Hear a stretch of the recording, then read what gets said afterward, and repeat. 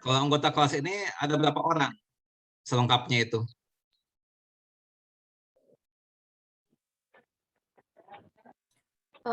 Dari kelas A sendiri ada 23 orang, Pak. Ya, kelas A Namun saja. Kelas A berapa orang? 23. Oh, 23. Oh, oke. Ya. Baik, sekarang kita lanjutkan lagi ya yang tadi. Kita sudah sama bilangan asli ya. Dan kelemahannya ya, kita sudah bahas kelemahan bilangan asli ya. Nah, kalau ada kelemahan semacam ini ya, kita bisa kita merasa perlu untuk melengkapi ya. Nah, sehingga kita sempurnakan ya, kita lengkapi lagi ya, ya. Jadi himpunan seluruh bilangan bulat. Himpunan seluruh bilangan bulat. Ya. Nah, lambangnya itu adalah huruf Z. Ya, ini lambang internasionalnya itu adalah Z. Nah, Z-nya juga kalau kalian perhatikan ya, itu Z double strike ya. Nah, kalau saya perbesar, nah seperti itu ya. Z double strike ini adalah lambang internasional untuk himpunan seluruh bilangan bulat. Nah, meliputi apa? Nah, anggotanya apa saja ya? Yaitu bilangan asli itu sendiri semuanya tergabung ke dalam apa namanya itu bilangan seluruh bilangan bulat ya. Nah, ini. Nah, namun dilengkapi lagi ya dengan 0 ya. Kemudian dilengkapi lagi dengan negatif 1 ya. Kemudian dilengkapi lagi dengan negatif 2 ya. Lagi dengan negatif 3 dan seterusnya. Ya. Nah, di sini apa namanya itu tidak ada juga bilangan bulat negatif yang terkecil ya. Kalau kita bicara himpunan bilangan asli ya, kalau kita bicara himpunan bilangan asli yang terkecilnya ada, yang terbesarnya tidak ada. Ya. Nah, tapi kalau kita bicara bilangan bulat ya, itu tidak ada yang terkecil, tidak ada juga yang terbesar. Ya. Kalau kita bicara himpunan bilangan bulat. Ya. Nah, sekarang bagaimana nih kalau kita sekarang mempunyai himpunan bilangan bulat ya? Apakah pertanyaan ini bisa kita jawab? Bisa, Pak. Nah, sekarang ini diganti menjadi apa namanya itu Z. Ya. Nah, apakah di sini ada jawabannya? Ada. Pak. Ada ya. Yaitu berapa? Negatif 7. Nah, ya. Apa arti negatif 7?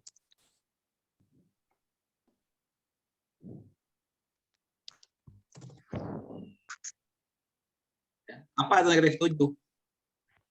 Negatif 7 adalah bilangan bulat ya, yang apabila ditambah 7 menghasilkan 0. Ya. Ya, demikian juga ya. Negatif 31. Apa itu negatif 31? Apa itu artinya? Negatif 31 itu adalah bilangan bulat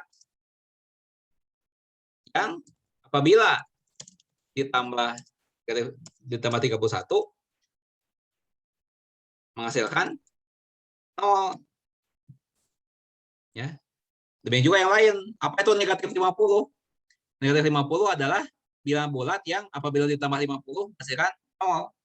Ya. Nah, apakah 0 itu? Ya. Apa 0 itu? 0 itu adalah bilangan bulat yang merupakan unsur identitas terhadap penjumlahan.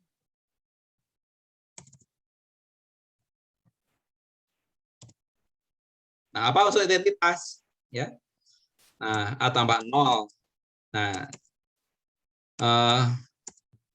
karena ya, A tambah 0 sama dengan 0 ditambah A sama dengan A, ya, maka ya 0 itu merupakan unsur identitas terhadap penjumlahan. Ya. Nah, ini ciri dari unsur identitas. Ya. Ini ciri dari unsur identitas. Cirinya seperti itu. Jadi kalau jumlahkan dengan bilangan lain, ya, bilangan lain itu nggak berubah, apa aja nilainya begitu. Ya. Nah, ini alasannya kenapa 0 itu dinamakan unsur identitas dan jumlahan. Ya, maksudnya seperti itu. Nah, sekarang misalnya gini, 2K ya sama dengan 50. Ini K-nya itu adalah bilangan bulat. Ya. Nah, apakah ada jawabannya? Ada, Pak. Ada, Pak. Berapa? 25. 25. Ya, jawaban. Nah, kemudian misalnya 2T ya sama dengan misalnya gini, 5T sama dengan min 50. Di mana T-nya itu merupakan bilangan bulat. Apa ada jawabannya? Ada Berapa? minus 10. Kira 10. Ya, ada jawabannya.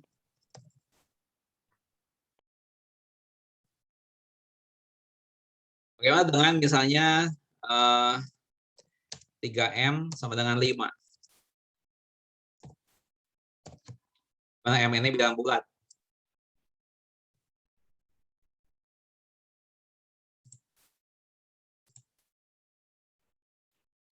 Nah, 3 dikali M sama dengan 5.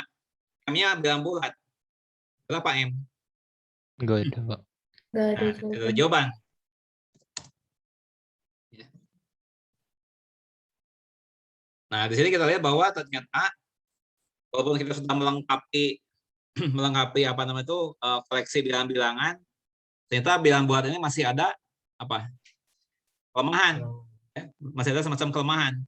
Nah, jadi disitulah kita menyadari bahwa ternyata bilangan bulat itu masih belum mencukupi, ya, masih belum memadai, ya, karena dia tidak bisa menyelesaikan permasalahan seperti ini, ya.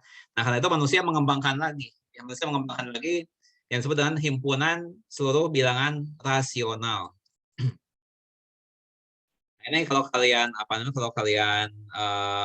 waktu SMA atau SMP kurang paham apa itu bilangan rasional, ya. Nah, mudah-mudahan di sini jadi lebih mengerti. Nah, bilangan rasional, ya. Nah, itu lambangnya, ya, itu adalah ini huruf Q, ya. Huruf Q double strike, ya. Simbolnya itu Q. Nah, ini ya. Nah, ini adalah lambang untuk himpunan seluruh bilangan rasional, ya. Q double strike. Ini. Ini kalau mau dijabarkan, ya. Ini apa namanya itu, kita tidak bisa memerinci seperti ini, ya, bilangan Z. Nah, ini kayak ini kita bisa perinci, ya. Karena habis 1 itu pasti 2, habis 2 pasti 3, ya. Sebelum 1 pasti 0, sebelum 0 pasti negatif 1. Nah, kalau bilangan rasional nggak bisa dirinci seperti itu, ya, tapi hanya bisa disebutkan contoh-contohnya saja. Nanti kita bahas sebentar. Nah, tapi ini saya mau ke perumusannya dulu ya, perumusannya ya.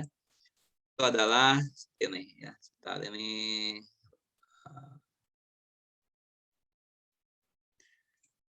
itu wujudnya merupakan pasangan bilangan ya. Pada dasarnya bilangan rasional itu merupakan pasangan bilangan ya. Nah, pasangan bilangan A dan B ya. Nah, di mana pasangan ini ya meliputi dua anggota ya. Anggota yang pertama itu dinamakan pembilang, anggota yang kedua dinamakan penyebut ya. Nah, di mana masing-masing anggota tadi ya, yaitu A maupun B, itu dua-duanya itu harus merupakan ya, harus merupakan bilangan bulat ya, harus merupakan bilangan bulat ya, ya. Dan penyebut yang ini tidak boleh nol ya, penyebutnya tidak boleh nol. Tanda tidak sama dengan ini. Nah, ini Z-nya ini.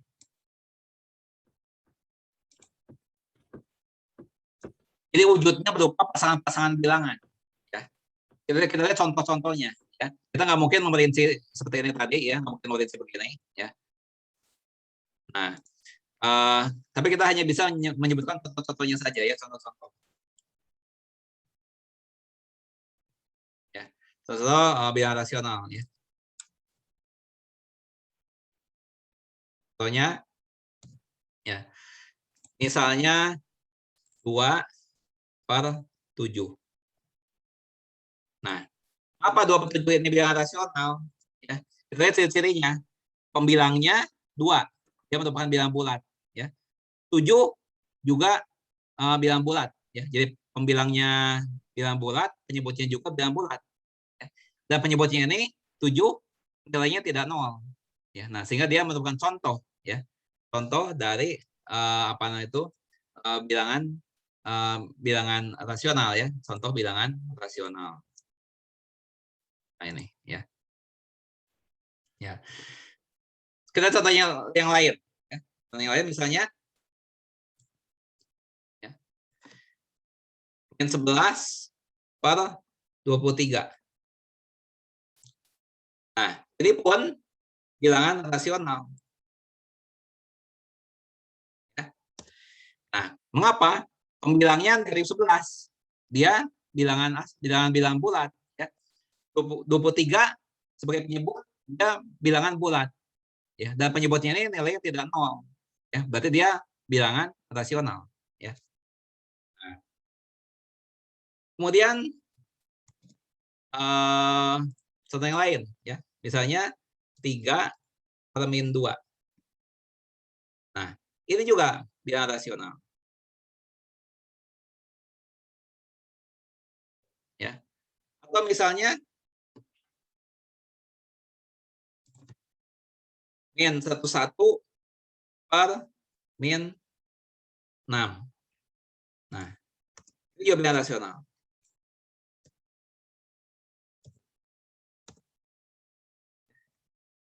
Lain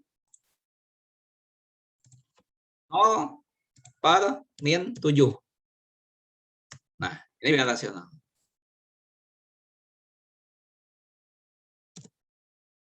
Ya. Nah, yang bukan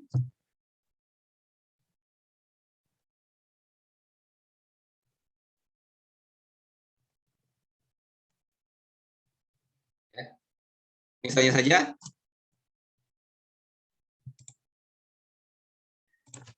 -5/0. Nah, ini bukan ya, karena penyebutnya 0. Ya. Nah, sama dengan keberadaan bilangan rasional ini, bagaimana dengan ini? Apakah sekarang mempunyai jawaban?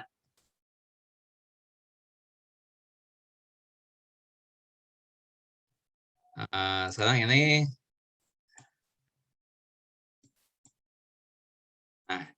Sekarang 3 dikali M sama dengan 5.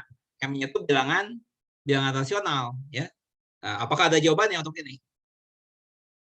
Ada Pak. Berapa? 5/3. Ya, 5/3.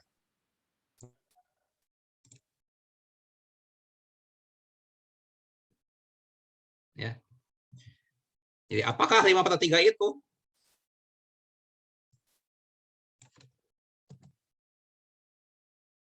Apakah 5/3 itu? Ya. Nah, 5/3 adalah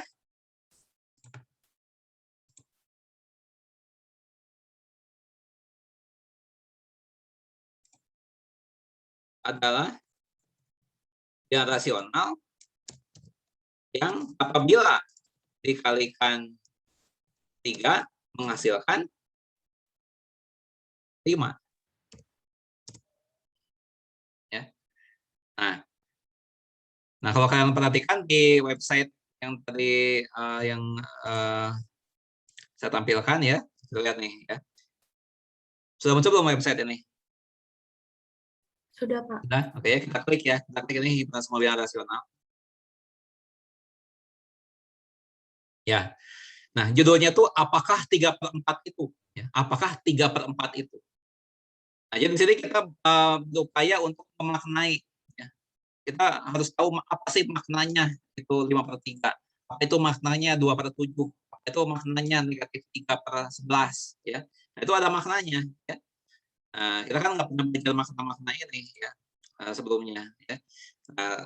Serupa dengan itu, ya kita bisa juga mempertanyakan ya, apakah artinya ya atau apakah maknanya ya, -3/8 itu maknanya apa? Ya. Nah, -3/8 ya, adalah apa namanya itu bilangan rasional yang apabila dikalikan 8 menghasilkan -3. Itu adalah maknanya dari -3/8. Ya. Nah, dengan cara seperti ini, semua bilangan rasional itu bisa kita tahu maknanya. Ya. Seperti itu.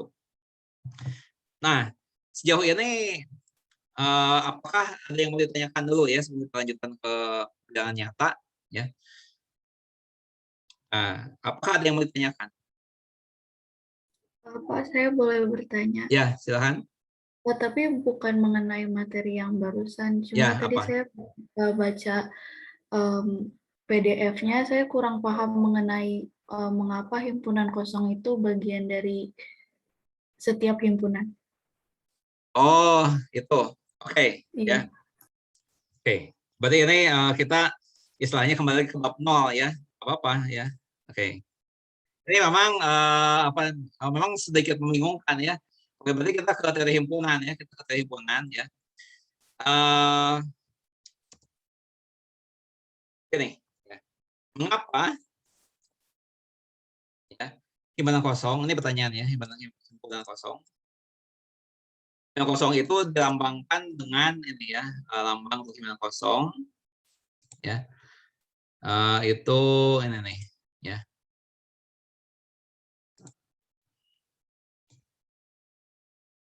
Sebentar, saya tulis simbol.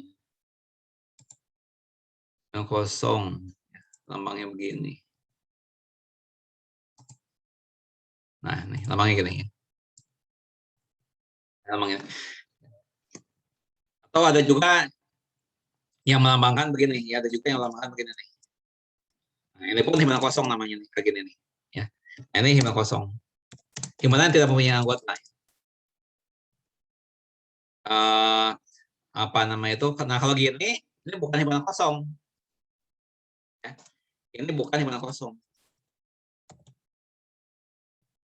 Karena dia memiliki anggota.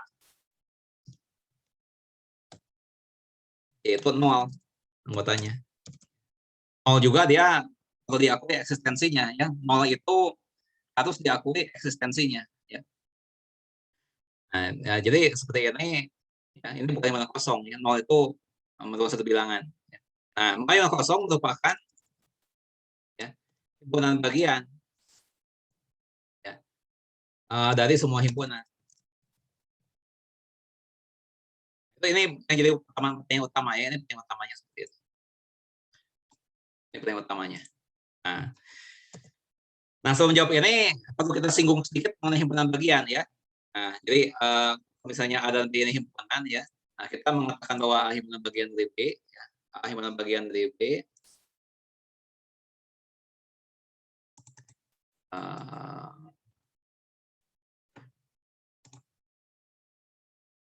ini artinya apa ya? Ini apa artinya? Himpunan bagian B. Ya, himpunan bagian B ini artinya apa? Ya? Nah, ini artinya adalah, ya. Nah, kalau dalam matematika untuk menyatakan searti itu kita gunakan tanda panah bolak-balik ya. Nah, ini artinya ekivalen atau setara ya. Nah, ini artinya tanda panah bolak-balik ini dalam matematika itu diartikan sebagai mempunyai makna yang sama. Ya. Nah, makna itu adalah setiap anggota A merupakan anggota B. Itu maknanya. Ya. Ini adalah maknanya A yang bagian dari B. Jadi kalau misalnya saya punya himpunan A, misalnya itu adalah 1, 2, 7, ya. Kemudian himpunan B misalnya 1, 2, 3, 4, 7, ya. Maka di sini disimpulkan A itu ya, merupakan himpunan bagian dari B. Ya. Karena semua anggota A ada di B, 1 di A, di B juga, 2 di A, di B juga, 7 di A, di B juga. Ya. Maka disebutkan A himpunan bagian dari B. Ya. Nah, tetapi kalau begini, misalnya saja, ya, kalau misalnya di sini, ya, saya tambahkan 10, ini. Nah, maka di sini A ini bukan himpunan bagian dari B. A bukan himpunan bagian dari B. Ya, lambangnya. Lambangnya itu nah,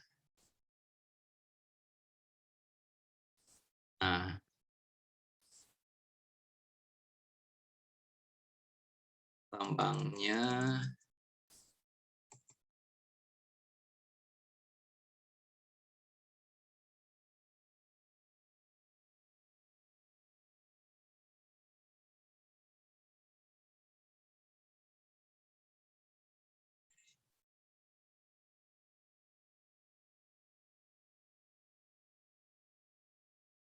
mana ya? Kalau kalian menemukan berarti dosa saya nih, takutnya terlewat. Nah ini, ya. Nah ini. Nah, ini boleh mana bagian nanti? Apa alasannya? Karena ada anggota himpunan A yang bukan anggota B.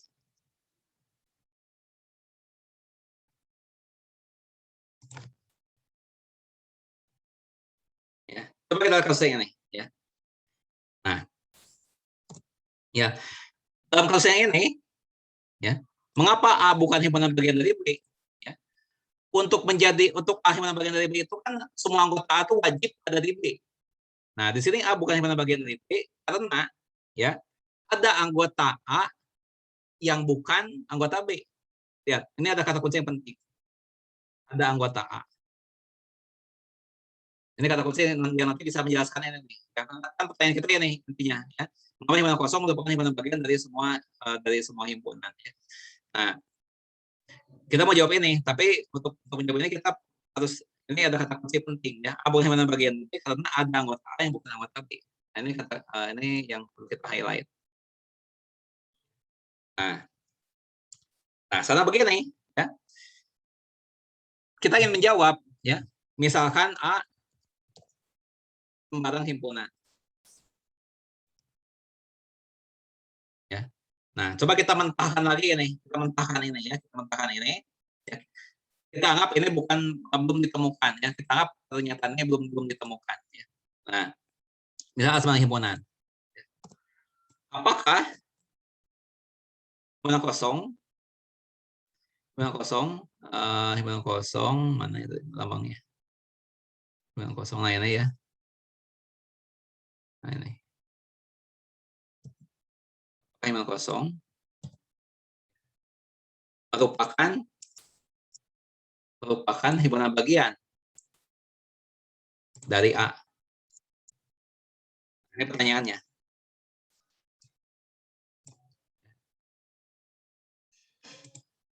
Nah, cara berpikirnya bagaimana nih untuk menjawab seperti ini?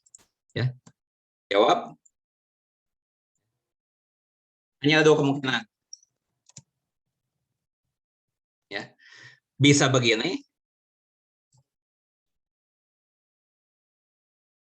bisa juga begini.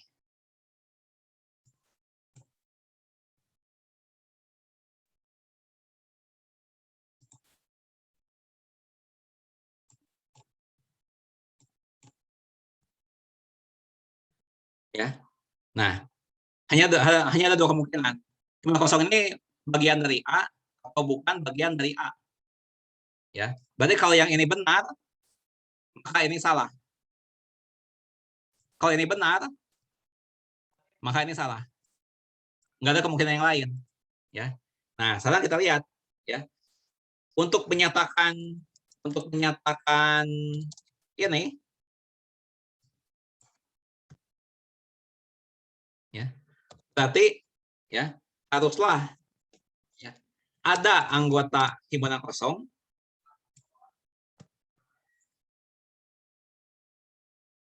yang merupakan yang bukan merupakan anggota A.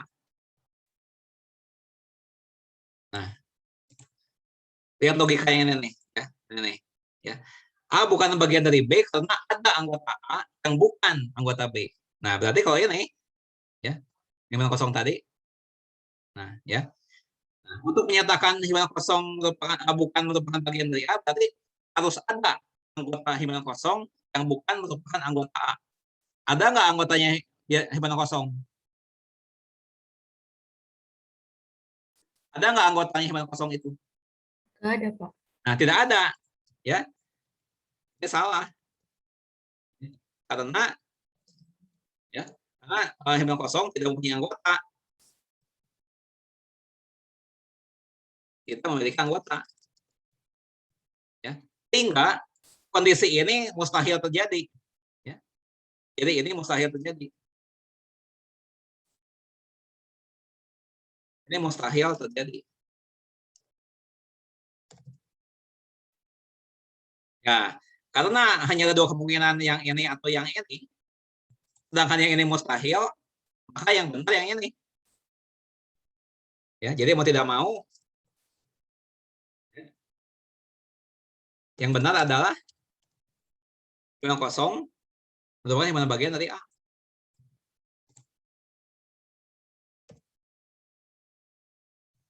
Ya. Nah, jadi sedangkan A itu sembarang himpunan yang manapun. Ya, A ini himpunan yang manapun. Jadi himpunan kosong itu merupakan himpunan bagian dari himpunan manapun. Ya, itulah penjelasannya mengapa himpunan kosong merupakan kenapa himpunan kosong merupakan himpunan bagian dari semua himpunan. Itulah alasannya. Ini pembuktiannya ya. Ini semacam pembuktiannya. Yang ditanyakan? Terima kasih, Pak. Oke. Ya, sebelum kita masuk ke pembahasan terakhir mengenai himpunan nyata, kita ambil foto dulu sebentar ya untuk bukti perkuliahan. Saya mohon kalian menyalakan kamera sebentar. Saya hitung sampai 7 ya. Ini ada 2 layar. Ya, saya hitung sampai 7 ya. 1, 2, 3, 4, 5, 6, 7. Oke, satu kali lagi. Saya save dulu. Sekali lagi. 1, 2, 3, 4, 5, 6, 7.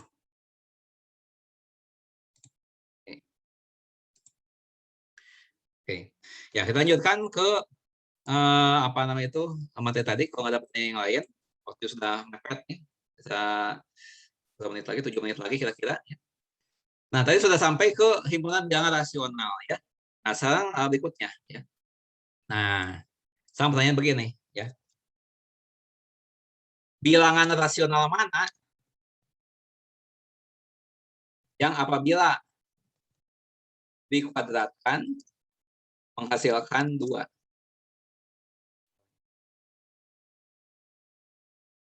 Nah, ya. Nah, dengan kata lain ya, kita mau pertanyakan seperti ini ya. Kita mau pertanyakan seperti ini.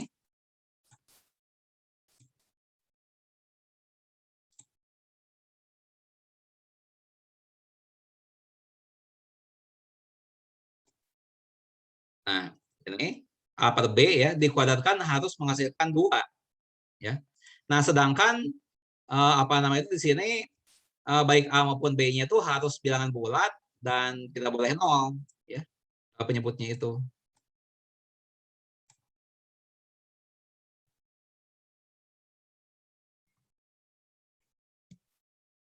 Nah, ya. Coba dicari ya. Berapa A, berapa B? Ya. Mereka harus bilangan bulat ya dan B ini tidak boleh 0.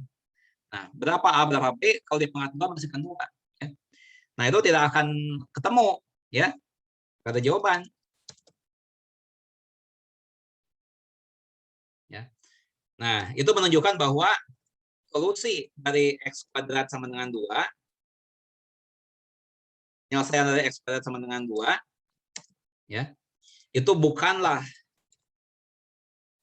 bilangan rasional. Ya. Nah, kita biasa melambangkan ini sebagai akar 2. Ya. Akar 2 atau juga negatif akar 2.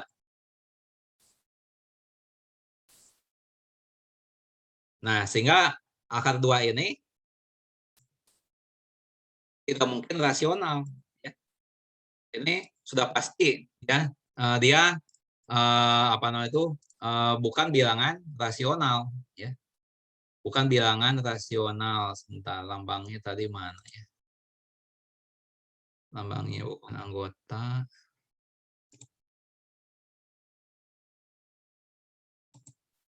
Ini ya. Nah, ini. Kalau ini bukan anggota bilangan rasional. Dia bukan bilangan rasional. Ya. Mengapa? Karena di sini kan A dan B-nya nggak bisa ditemukan. Ya.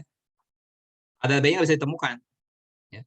Nah, lain halnya kalau begini, ya, misalnya X kuadrat ya, sama dengan 9 misalnya. Ya. Nah, di sini X-nya itu adalah misalnya saja kalau 3 itu berapa? Ya, 6/2 misalnya. Nah, ya. Atau misalnya X-nya sama dengan min 6/2.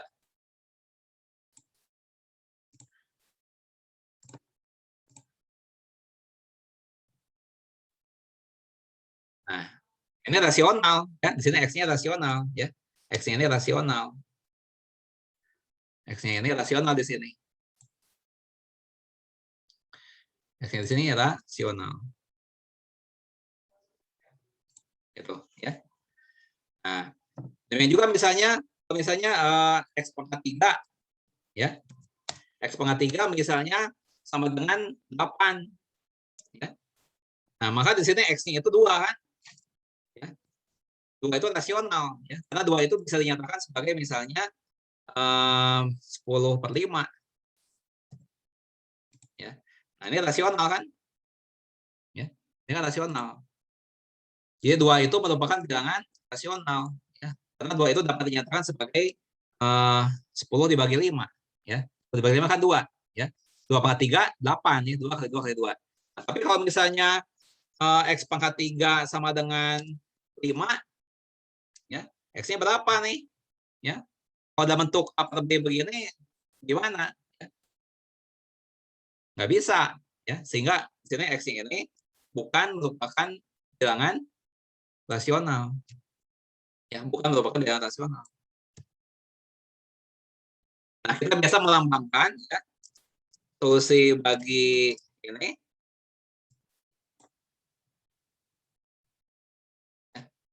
adalah X sama dengan akar pangkat 3 dari 5. Ya. Akar pangkat 3 dari 5. Ini solusinya. Ya.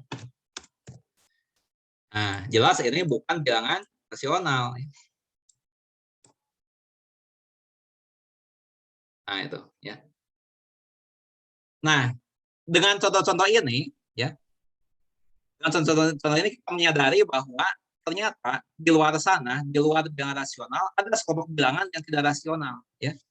Sekali lagi, ya, ternyata dari contoh-contoh tadi, ya, kita tahu bahwa ternyata di luar bilangan rasional itu ada bilangan-bilangan yang lain. Ya. Nah, bilangan-bilangan yang lainnya itu, ya, itulah bilangan irasional. Ya. Jadi ini bilangan yang irasional. Ya. Ini pun merupakan bilangan yang irasional, ya, tidak rasional. Ya. Nah, apakah bilangan nyata itu? Ya, bilangan nyata, ya, tambahan dengan huruf R, ya, double strike, ini bilangan nyata. Ya. Bilangan nyata. Bilangan nyata.